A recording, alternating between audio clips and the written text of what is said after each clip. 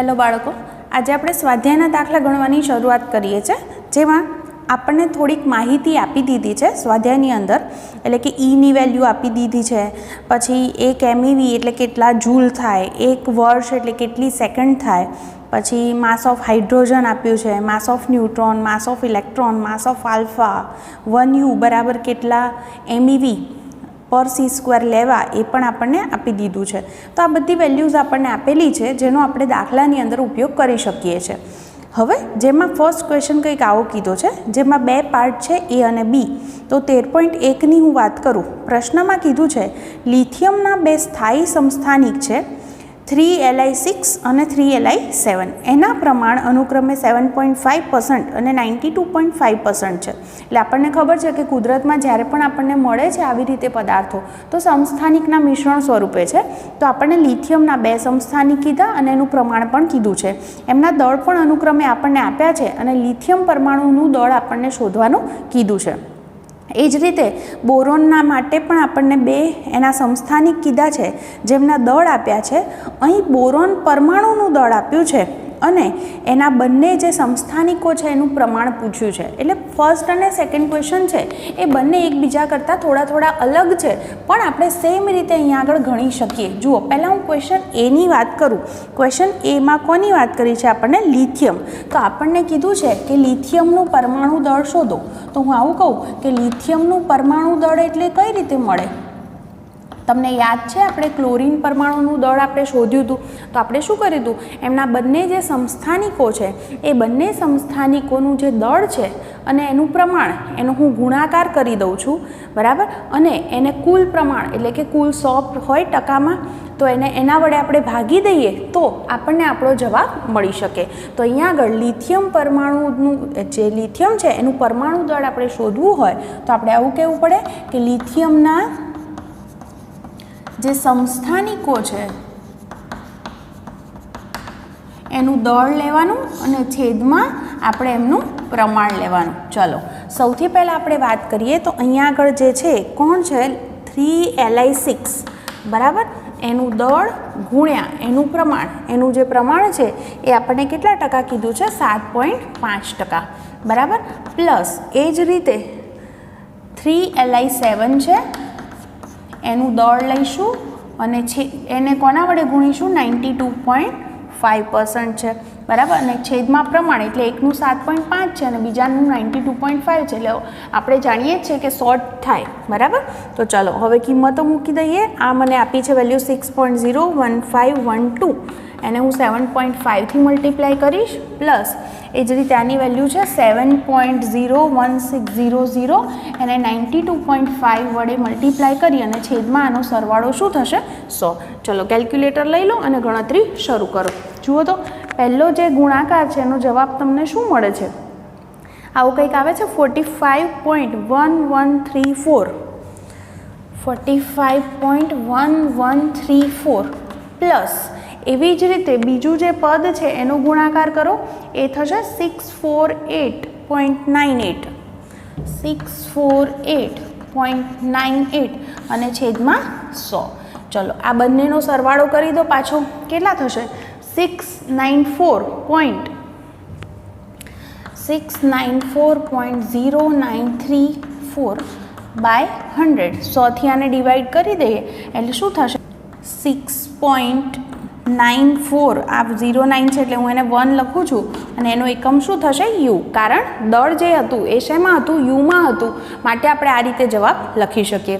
જે રીતે આ રીતે લિથિયમ માટે ગણતરી કરી છે એ જ રીતે આપણે સેકન્ડ ક્વેશ્ચન માટે પણ ગણતરી દર્શાવી શકીએ, જેમાં આપણને જે છે એ બોરોનના બે સમસ્થાનિકો કીધા છે, એના પ્રમાણ આપણને ખબર નથી. તો આપણે કંઈક આવું ધારી લઈએ કે ધારો કે ક્વેશ્ચન બીની અંદર આપણે એવું ધારી લઈએ કે ધારો કે જે 5B10 છે એનું પ્રમાણ x% હોય અને બાકી જે હશે તો 5B11 છે એનું પ્રમાણ શું થાય? તો બાકીનો એ હોય એટલે 100 - x% છે. ચલો હવે આપણને જે કીધું છે તો બોરોનનું પરમાણુ દળ શું સૂત્ર બને? હમણાંની જેમ જ. તો પરમાણુ દળ બરાબર શું લખી શકીએ? બોરોનના જે સમસ્થાનિકો છે એ સમસ્થાનિકોનું કુલ દળ ભાગ્યા શું લેવું પડશે? એમનું પ્રમાણ. ચલો કઈ રીતે ગણતરી કરીશું? એના બે સમસ્થાનિકો છે તો બંનેનું જે દળ છે એટલે આવું થશે 5b10નું દળ ગુણ્યા એનું પ્રમાણ એટલે x% પ્લસ એ જ રીતે 5b11નું દળ લઈ લઉં અને એને શેનાથી ગુણવા પડશે? 100 - x. અને પ્રમાણ કેટલા ટકા હોય? 100%. તમને એમ થાય કે સરવાળો કરવો છે તો કરો, x + 100 - x 100 જ થવાનો છે. ચલો હવે જે કિંમતો આપી છે લખતા જઈએ. આપણને અહીંયા બોરોન પરમાણુનું દળ આપી દીધું છે, જે મને આપ્યું છે 10.811 બરાબર.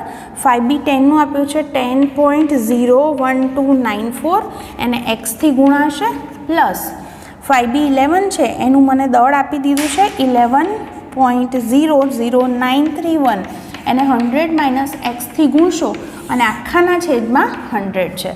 ગણતરી જે છે એ ખાલી આ રીતે કેલ્ક્યુલેટરથી જ ગણવાનું છે. મેઇન તો 100થી અહીંયા ગુણી દો એટલે તમારો જવાબ થશે 1081.1 = આ બાજુનું પદ 01294x છે પ્લસ ચલો 100 - x છે તો એને પણ અંદર ગુણી દો 1100.931 માઇનસ 11.00931x. એક બાજુ x વાળા પદ ભેગા કરી લઈએ અને એક બાજુ આ જે વેલ્યુ આપી છે તો જુઓ આ જે છે x વાળા પદને પદ છે એને હું આ બાજુ લઈ જઈશ અને આ 1081.1 છે એને હું આ બાજુ લઈ આવીશ. તો મને જે જવાબ છે એમાં કંઈક આવું થશે કે આ બંનેનો પહેલાં તફાવતનો જવાબ ગણો ને 11.00931 માઇનસ 10.01294 એ બંનેની બાદબાકીનો શું જવાબ આવે છે? કંઈક આવું મળે છે 0.99637 0.99637x બરાબર. અને પેલી બાજુ 1100.931 માઇનસ 1081.1 કરો એટલે તમારો આન્સર જે છે એ 19.831 થશે. હવે આમાંથી હું એક્સને સૂત્રનો કરતાં કરી દઉં એટલે આ જે પદ છે એ છેદમાં જતું રહેશે એટલે શું લખશું 19.831 અપોન 0.99637. ચલો ભાગાકાર કરો તમારો જવાબ 19 પોઈન્ટ સમથિંગ જ આવવો જોઈએ. તમારો જે જવાબ છે એ જવાબ કંઈક આવો મળશે 19.90%. તો આના પરથી શું કહી શકીએ? તો અહીંયા આગળ વાક્ય તમે લખી લો આવી રીતે કે માટે 5b10નું પ્રમાણ કેટલું છે? 19.90%. તો 5b11નું શું થશે? તો 100માંથી એને બાદ કરી દો. 100માંથી બાદ કરો એટલે તમારો જવાબ શું થાય? 80.10 થશે બરાબર. તો આ રીતે અહીંયા આગળ વાક્ય લખી લો તો કે 5b10નું જે પ્રમાણ છે એ પ્રમાણ કેટલું મળશે? 19.90% અને 5b11 છે એનું જે પ્રમાણ છે એ 80.10% છે. હવે 13.2 ગણવાનો છે આપણે અને એ પણ એક્ઝેક્ટલી આ જ રીતે ગણવાનો છે. તો ખરેખર તમે જાતે પણ આ તો સોલ્વ કરી શકો એમ જ છે, છતાં હું તમને ગણાવી દઉં છું. જેની અંદર ક્વેશ્ચન કંઈક આવો કીધો છે કે નિયોન છે, નિયોનના તમને 3 સમસ્થાનિક કીધા છે 10 નિયોન 20, 10 નિયોન 21 અને 10 નિયોન 22. એનું સાપેક્ષ પ્રમાણ દરેકનું કેટલા ટકા છે એ પ્રમાણ આપ્યું છે. એમના પરમાણુ દળ પણ આપ્યા છે અને નિયોનનું સરેરાશ પરમાણુ દળ શોધો એવું કીધું છે. હમણાં જ આપણે ભણ્યા એ જ રીતે આપણું સૂત્ર થશે કે નહીં? તો આવું લખું કે નિયોનનું સરેરાશ પરમાણુ દળ એટલે આપણે લખી શકીએ કે નિયોનના જે સમસ્થાનિકો છે એ સમસ્થાનિકોનું સરેરાશ દળ લેવું પડે બરાબર અને એને એના પ્રમાણ વડે ભાગવા પડશે. ચલો અહીંયા આગળ જે છે સમસ્થાનિકો કયા કયા છે તો આપણે લખતા જઈએ. કયા છે? 10 નિયોન 20 એનું દળ લેવું પડશે અને ગુણ્યા એનું પ્રમાણ. તો પ્રમાણ છે એનું 90.51% પ્લસ એ જ રીતે 10 નિયોન 21નું દળ ગુણ્યા એનું જે પ્રમાણ છે આપણને આપ્યું છે 0.27% પ્લસ અહીંયા આગળ છેલ્લે 10 નિયોન 22નું દળ અને એને એના પ્રમાણથી ગુણીશું અને એ પ્રમાણ છે 9.22 અને છેદમાં એ બધાના પ્રમાણનો સરવાળો આવે જે છે 100% જ થવાનો છે, પણ છતાં હું એને અલગ અલગ રીતે આ રીતે લખી દઉં છું. ચલો હવે દરેકનું દળ આપ્યું છે અને આપણે ગુણાકાર જ કરવાના છે. કેલ્ક્યુલેટર લઈને શરૂ કરી દો. 19.99 એને 90.51 થી ગુણશું. એ જ રીતે 20.99 એને ગુણવા પડશે 0.27 થી, અને ત્રીજું જે છે 21.99 એને ગુણશો 9.22 થી. ડિવાઇડેડ બાય શું થશે? 100. ચલો કેલ્ક્યુલેટરથી શરૂ કરો તો ગુણાકાર. પહેલાં બે પદનો ગુણાકાર શું મળે છે? પહેલો જે ગુણાકાર છે તમને મળવો જોઈએ 1809.2949. ચલો પ્લસ સેકન્ડ જે છે એ બંને પદનો ગુણાકાર તમારી પાસે પણ કેલ્ક્યુલેટર હશે જ, ગણતા જજો એટલે આન્સર જે છે એ વેરીફાઈ થઈ શકે. 5.6673 5.6673. અને ત્રીજું જે પદ છે એ ત્રીજા પદનો ગુણાકાર શું મળે છે જુઓ ને 202.7478 ડિવાઇડેડ બાય 100. ચલો સરસ રીતે હવે બધા પદનો સરવાળો કરી દો અને જવાબ શોધો. તમારો આન્સર આવો જોઈએ 20.177 એટલે આપણે એને 20.18 લખી શકીએ. તો જુઓ નિયોન જે છે એનું એ જે છે એનું પરમાણુનું મતલબ કે એનું પરમાણુ દળ જે છે એ આપણને આટલું મળશે. હવે 13.3 જુઓ. હવે આ ક્વેશ્ચનમાં શું કીધું છે? હવે બંધન ઉર્જાવાળો દાખલો આપ્યો છે આપણને, જેની અંદર એમ કે છે કે નાઇટ્રોજન ન્યુક્લિયસ છે 7n14, એની બંધન ઉર્જા તમારે MEVમાં શોધવાની છે. તમને જે નાઇટ્રોજન છે એના ન્યુક્લિયસનું દળ તમને આપી દીધું છે. તમને યાદ હશે બંધન ઉર્જા કઈ રીતે આપણે વ્યાખ્યાયિત કરી હતી? આપણે કીધું હતું કે જ્યારે પ્રોટોન ન્યુટ્રોન મુક્ત અવસ્થામાં છે ત્યારે દળ વધારે છે. કોના કરતાં? આખા ન્યુક્લિયસના દળ કરતાં. તો એ દળનો જે તફાવત ઉત્પન્ન થયો, દળ ક્ષતિ, એને અનુરૂપ જે ઉર્જા છે એને આપણે ન્યુક્લિયસની બંધન ઉર્જા તરીકે ઓળખીએ છીએ. તો આપણને અહીંયા આગળ એ શોધવાની કીધી છે. તો પહેલાં આપણને જે કીધું છે 7n14, તો હું કહી શકું કે 7n14 છે તો 7n14માં જે પ્રોટોન અને ન્યુટ્રોનની સંખ્યા કેટલી થશે? તો પ્રોટોનની સંખ્યા તમે જાણો છો કોણ દર્શાવે? તો Z બરાબર 7 છે એમ કહી શકાય. અને ન્યુટ્રોનની સંખ્યા કેવી હોય? તો ન્યુટ્રોનની સંખ્યા કેટલી થશે? કઈ રીતે આપણે ગણતા હતા? તો આપણે દળાંકમાંથી ક્રમાંક બાદ કરી દો છો એટલે 14માંથી 7 બાદ કરો એટલે 7 થશે. એટલે કે એની અંદર 7 પ્રોટોન અને 7 ન્યુટ્રોન છે એમ આપણે કહી શકીએ. હવે જુઓ કે મારે જો એનું મુક્ત અવસ્થામાં દળ શોધવું હોય તો શું સૂત્ર લખાય? તો જેટલા પ્રોટોન છે એમના દળનો સરવાળો કરવાનો, જેટલા ન્યુટ્રોન છે એમના દળનો સરવાળો કરવાનો, અને એમાંથી હું ન્યુક્લિયસનું દળ શોધી કાઢું, બાદ કરી દઉં તો મને દળ ક્ષતિ મળી શકે. તો હું ડાયરેક્ટલી જ અહીંયા લખીશ કે દળ ક્ષતિ ડેલ્ટા M બરાબર આપણે કંઈક આવું સૂત્ર વ્યાખ્યાયિત કર્યું હતું ZMP પ્લસ NMN, એટલે કે આ મુક્ત અવસ્થાનું દળ થયું એમાંથી આખા ન્યુક્લિયસનું દળ આપણે બાદ કરીશું. કયું ન્યુક્લિયસ છે આપણી પાસે? 7n14. ચલો હવે કિંમતો મૂકીએ. Z એટલે કેટલા છે? 7 છે. હવે માસ ઓફ પ્રોટોન જુઓ આપણને અહીંયા આગળ વેલ્યુઝ આપી દીધી છે 1.007825. એ જ રીતે ન્યુટ્રોનની સંખ્યા પણ 7 છે અને ન્યુટ્રોનનું દળ પણ આપ્યું છે 8665 માઇનસ આ દળ તમને ઓલરેડી ક્વેશ્ચનની અંદર આપેલું જ છે અને એ શું છે? તો 14.00307. ચલો હવે શું કરશો? કેલ્ક્યુલેટરથી ગુણાકાર કરો. પહેલા પદ જે છે એનો ગુણાકાર કરો. શું આન્સર આવે છે? શરૂ કરો. ચલો કેલ્ક્યુલેટરથી ગણવાનું. પહેલો જવાબ તમને જે છે એ શું મળે છે? તો 7.054775 પ્લસ આ બીજું જે પદ છે એનો પણ ગુણાકાર કરો, એ પણ 7 પોઈન્ટ સમથિંગ આવશે. 7.060655 બરાબર. સેટ ચેક કરતા રહેજો આન્સર. માઇનસ 14.00307 બરાબર. તો અહીંયા આગળ જે છે તમારો આન્સર કંઈક આવો આવ્યો. ચલો હવે પહેલાં બે પદનો સરવાળો શું થશે? 14 પોઈન્ટ સમથિંગ થશે ને. 14 પોઈન્ટ કેટલો આવે છે? એક વખત ફરીથી જોઈ લઈએ. 14.11543 માઇનસ 14.00307. તો હવે બંનેની બાદબાકી કરો. કેટલો આવશે? 0 પોઈન્ટ સમથિંગ આવશે. 0.11236 11236 U. આ દળ ક્ષતિ થઈ. હવે એને સમતુલ્ય આપણે ઉર્જા ગણવી હોય તો બંધન ઉર્જા બરાબર આપણે શું સૂત્રથી એને વ્યાખ્યાયિત કરી હતી? તો બાઇન્ડિંગ એનર્જી બરાબર ડેલ્ટા MC સ્ક્વેર. પણ અહીંયા દળ જે છે એ દળ કે શેમાં છે? તો યુમાં છે. તો આપણે એને સમતુલ્ય ઉર્જા ગણવી હોય તો તમને સીધું જ યાદ હશે આવું કંઈક કે 1U હોય તો એને સમતુલ્ય ઉર્જા 931.5 MeV/c². આ રીતે આપણે એને વ્યાખ્યાયિત કરીએ છીએ. તો હું એને સીધું જ 931.5 વડે ગુણી દઈશ. અથવા તો આગળ પણ આપણને બધી વેલ્યુઝ જે લખીને આપી છે જેમાં આ જ કિંમત આપણને આપેલી છે. તો અહીંયા આગળ આનો ગુણાકાર જે છે એ કરશો તો તમારો જે આન્સર છે આ MEVમાં થયો. બરાબર. તો ચલો આ બંનેનો ગુણાકાર કરો. શું આન્સર આવે છે? 104.7 MeV.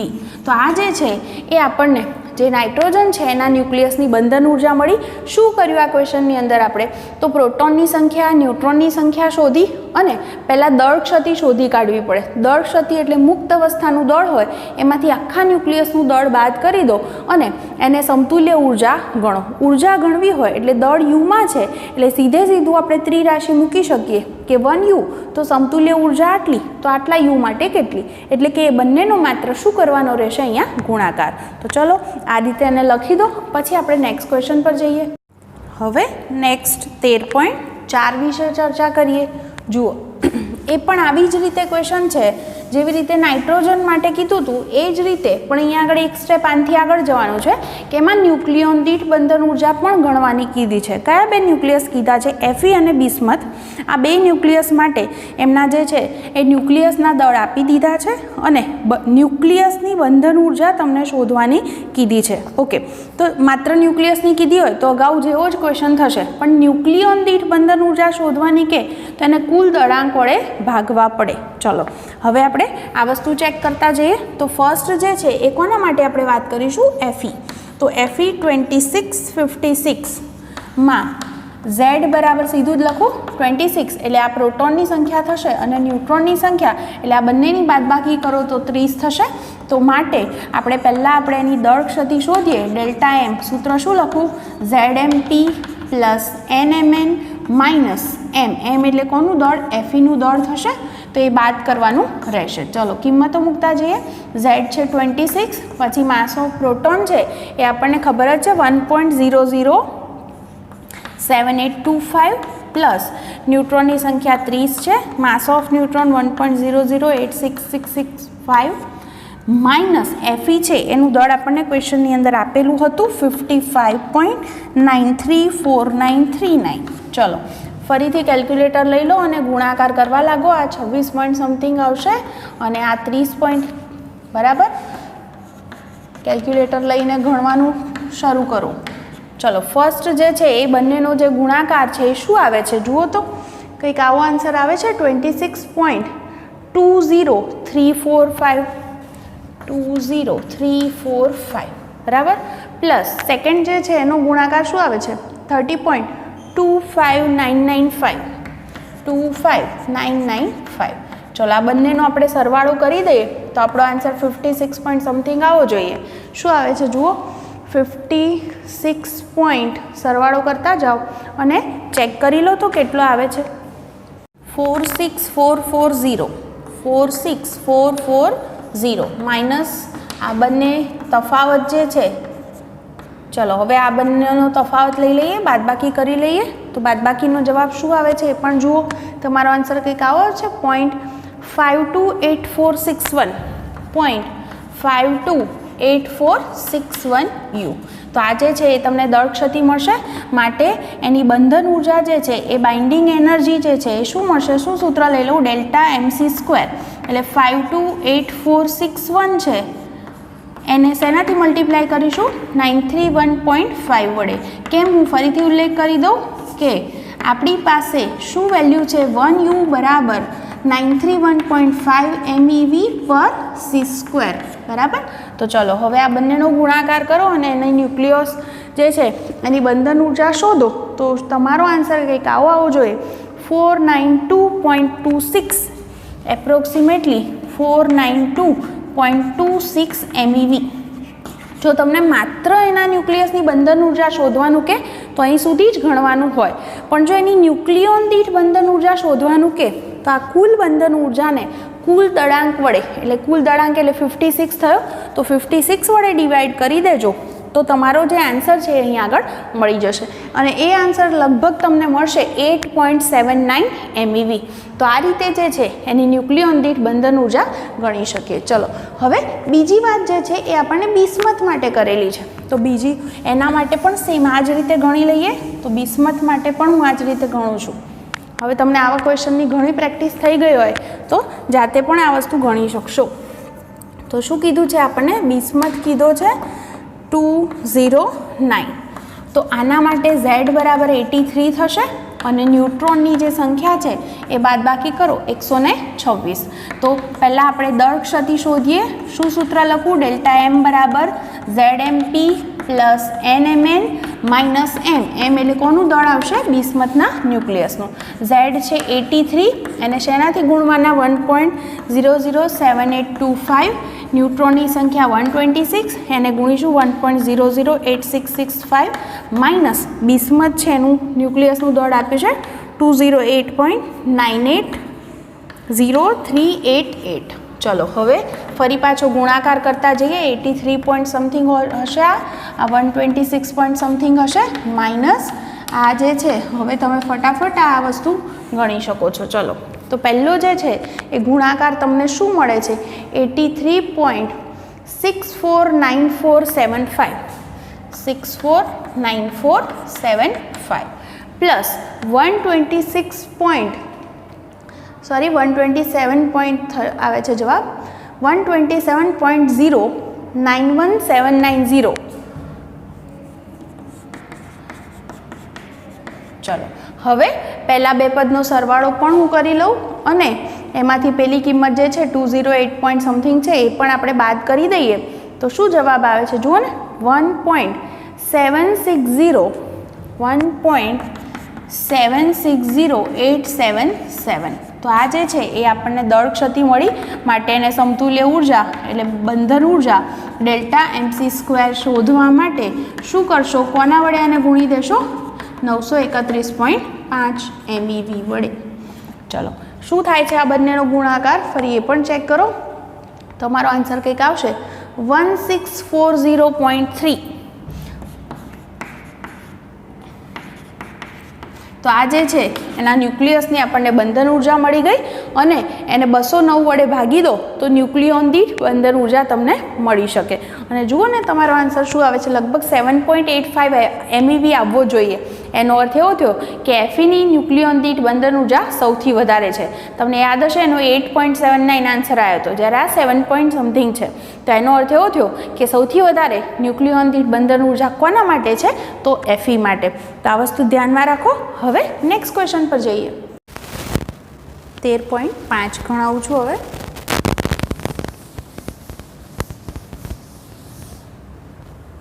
જુઓ એમાં એવું કીધું છે કે એક આપેલ સિક્કો છે એનું દળ 3 ગ્રામ છે. બધા ન્યુટ્રોન અને પ્રોટોનને એકબીજાથી અલગ કરવા માટે ન્યુક્લિયર ઉર્જાની ગણતરી કરો. સરળતા ખાતર સિક્કો જે છે એ 29Cu63 કોપરનો કીધો છે જેનું પરમાણુનું દળ આપી દીધું છે આપણને, એનો બનેલો છે એવું ગણો. હવે વિચારો પહેલાં કે મને બંધન ઉર્જા ખબર છે. બંધન ઉર્જાનો અર્થ આપણે શું લઈએ છીએ કે એ જે ન્યુક્લિયસ હોય એ ન્યુક્લિયસમાં જેટલા પ્રોટોન ન્યુટ્રોન હોય એ બધા ટોટલ બરાબર એમને તોડવા માટે જરૂરી ઉર્જા, તો એને આપણે એની બંધન ઉર્જા કહીએ. તો એ તો આપણને એક જે છે એક ન્યુક્લિયસની ખબર છે ને, પણ મને અહીંયા 3 ગ્રામ કોપર કીધો છે. તો પહેલાં તો મને એ ખબર પડવી જોઈએ કે 3 ગ્રામ કોપર હોય તો એમાં કોપરના ટોટલ કેટલા પરમાણુ છે, તો હું ત્રિરાશિ મૂકી શકું. એટલે પહેલાં હું શું કરીશ? આગળની જેમ જ આપણે બંધન ઉર્જા શોધીશું, પણ એ બંધન ઉર્જા કેટલા ન્યુક્લિયસની હશે? એક જ. એક ન્યુક્લિયસની આપણને બંધન ઉર્જા મળે છે ડેલ્ટા MC²થી.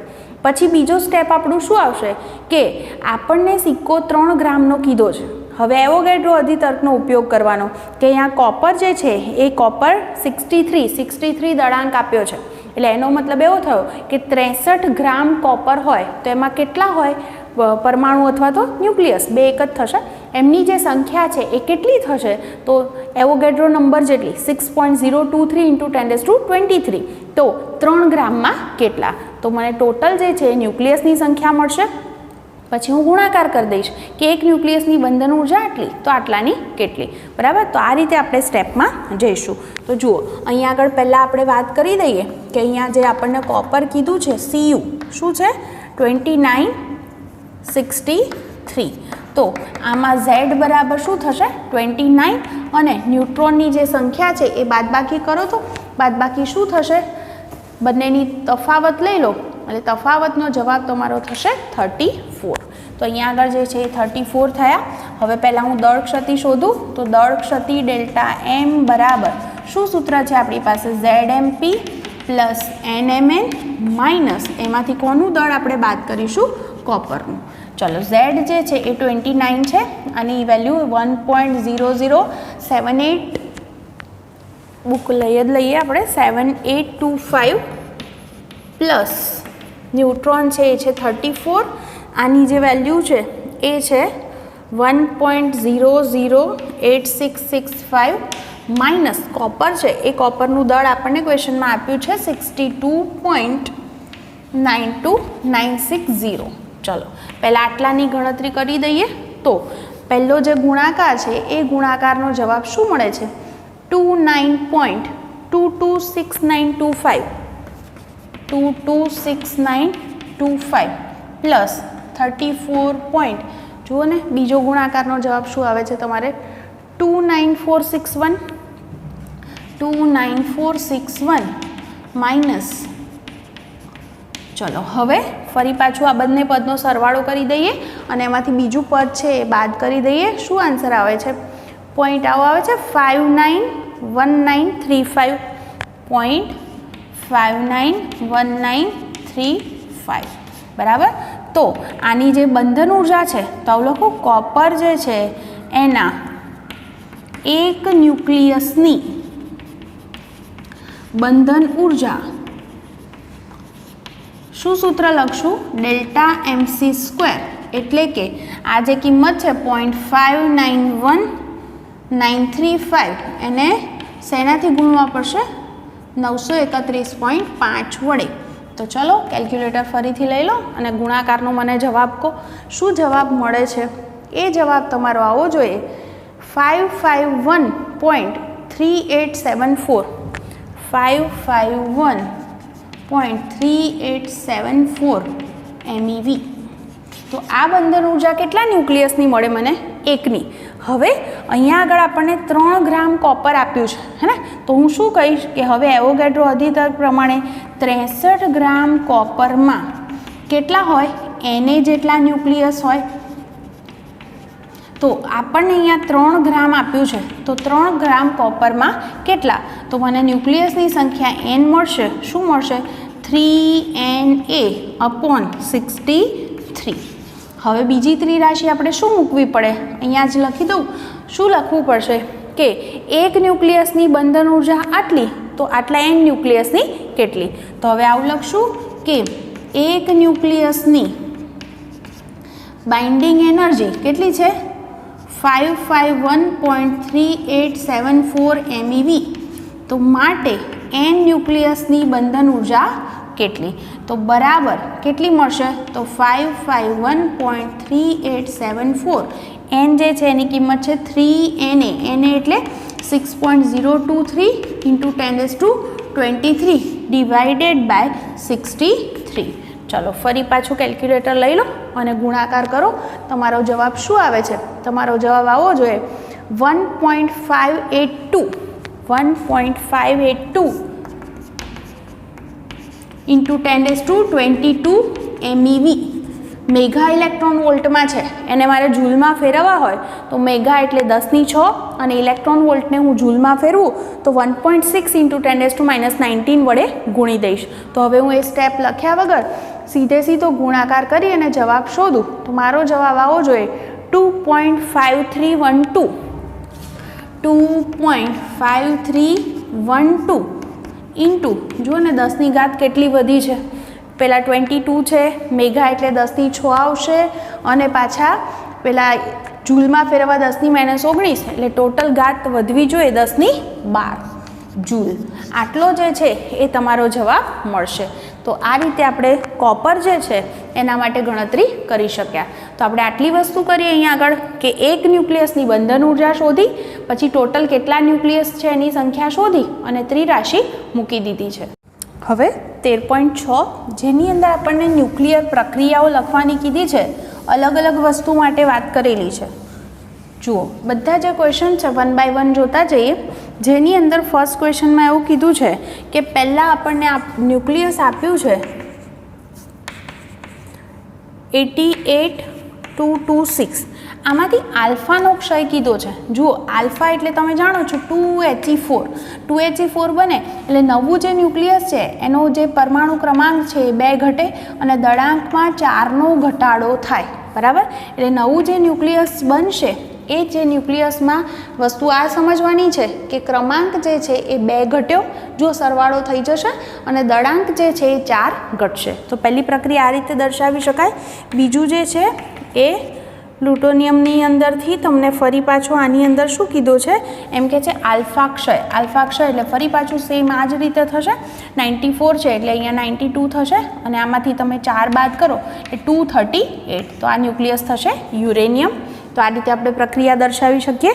ત્રીજો જે છે એની અંદર 1532 જેની અંદર બીટાનો ક્ષય થાય છે કીધું છે. બીટા ક્ષય થાય, બીટા એટલે તમે જાણો છો ઇલેક્ટ્રોન એટલે -1E0 અને આની સાથે હંમેશા કોણ હોય? એન્ટી ન્યુટ્રિનો હોય. તો નવું જે ન્યુક્લિયસ બનશે એ ન્યુક્લિયસ છે એનો ક્રમાંક 1 વધી જશે, દળાંકમાં કોઈ ફેર પડશે નહીં. તમે આને આ રીતે લખો અથવા તો E- પણ લખી શકો છો. તો આ જે છે એ બીટા જે છે બીટા માઇનસની જ વાત કરી છે, તો એના ઉત્સર્જન માટેની પ્રક્રિયા આ રીતે લખી શકાય. પછીનો જે ક્વેશ્ચન છે એની અંદર કીધું છે બિસ્મથ કીધું છે 83,210. એમાંથી પણ બીટાનો ક્ષય કીધો છે એટલે ફરી પાછું આ જ રીતે પ્રક્રિયા થશે. નવું ન્યુક્લિયસ છે તો 83ના બદલે શું થઈ જશે? 84. બરાબર, તો અને દળાંકમાં કોઈ ફેર પડશે નહીં. પછીની પ્રક્રિયા કહું જેની અંદર કયો કીધો છે? કાર્બન કીધો છે 6C11 અને બીટા પ્લસ. બીટા પ્લસ એટલે આના કરતાં ઉલટું થશે. બીટા પ્લસ જે છે એ E+ થી આપણે દર્શાવી શકીએ. એની સાથે શું ઉત્સર્જિત થાય? તો ન્યુટ્રિનો. બરાબર, અને હવે નવું જે ન્યુક્લિયસ બને તો એનો ક્રમાંક 1 ઘટે એટલે બોરોન થશે. બરાબર, તો આ રીતે આની પ્રક્રિયા થશે. પછીનો ક્વેશ્ચન જેની અંદર આપણને કીધું છે ન્યુક્લિયસ 4397 છે એ પણ બીટા પ્લસનો ક્ષય કરે છે. બીટા પ્લસનો ક્ષય કરે એટલે સેમ આ જ રીતે પોઝિટ્રોન ઉત્સર્જાય અને એની સાથે શું હોય? ન્યુટ્રિનો. અને અહીંયા આગળ જે નવું ન્યુક્લિયસ બનશે તો 43 હતા, તો નવું જે ન્યુક્લિયસ હોય એનો શું થશે? ક્રમાંક 1 ઘટી જશે 42 અને દળાંક જે છે એ દળાંકમાં કોઈ ફેર પડશે નહીં, જે છે મોલિબ્લેટનમ. અને છેલ્લે જે છે એ આ જે ન્યુક્લિયસ કીધું છે 54,120 આનું ઇલેક્ટ્રોન કેપ્ચર કીધું છે. ઇલેક્ટ્રોન કેપ્ચર એટલે એ ઇલેક્ટ્રોન લઈ લે છે. ઇલેક્ટ્રોન લેશે તો એનો અર્થ કે નવું જે ન્યુક્લિયસ બનશે એ ન્યુક્લિયસની અંદર શું થશે? અહીંયા 54 છે એ ઇલેક્ટ્રોન લઈ લે, ઇલેક્ટ્રોન ખેંચાઈ જાય એની અંદર, તો એનો મતલબ એમ થાય કે એક જે પ્રોટોન છે એને તટસ્થ કરી નાખે. તો 54 છે એની બદલે એનો ક્રમાંક જે છે એ શું થઈ જશે? 53. અને દળાંક જે છે એ દળાંકમાં કોઈ ફેર નહીં પડે, કારણ જે એક પ્રોટોન જે છે એ પ્રોટોન તટસ્થ થઈ ગયો છે, પણ દળાંક જે છે એ દળાંકમાં કોઈ ફરક પડશે નહીં. કે જે ન્યુક્લિયસ જે છે એ ન્યુક્લિયસની અંદર એની જે સંખ્યા છે પ્રોટોન અને ન્યુટ્રોનની, આ જે કેપ્ચરની જે પ્રક્રિયા થશે, તો આ જે વસ્તુ હોય એ એમની એમ જ રહે. તમને યાદ જ હશે કે ન્યુક્લિયસની અંદર પ્રોટોનનું ન્યુટ્રોનમાં અને ન્યુટ્રોનનું પ્રોટોનમાં રૂપાંતરણ થતું હોય છે. તો એ રીતે આપણે એને સમજી શકીએ અને આવી પ્રક્રિયાની અંદર જોડે જોડે ન્યુટ્રિનો પણ ઉત્સર્જિત થશે. તો અહીંયા આગળ આજે આપણે અહીં સુધીના ક્વેશ્ચનની વાત કરીશું. જેટલા દાખલા આજે આપણે ગણ્યા છે એ ખાસ કરીને તમે ફરીથી એક વખત સોલ્વ કરી લેજો એટલે તમને આવડી જશે. બહુ જ ઇઝી દાખલા છે અને બાકી નેક્સ્ટ ટાઈમ વાત કરીશું.